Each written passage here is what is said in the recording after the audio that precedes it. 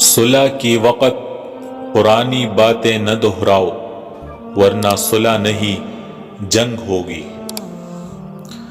نسلی دوست کتنا بھی ناراض ہو مگر دشمنوں کے صف میں کھڑا نہیں ہوتا۔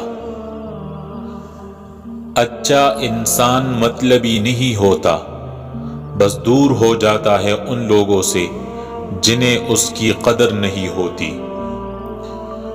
گناہ کی کثرت گناہ کے ڈر اور احساس کو ختم کر دیتی ہے۔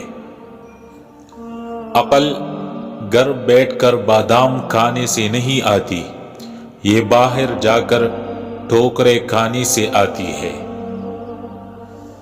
ہم زندگی میں ضرور کامیاب ہوں گے اگر ان نصیحتوں پر عمل کر لیں جو ہم دوسروں کو کرتے ہیں۔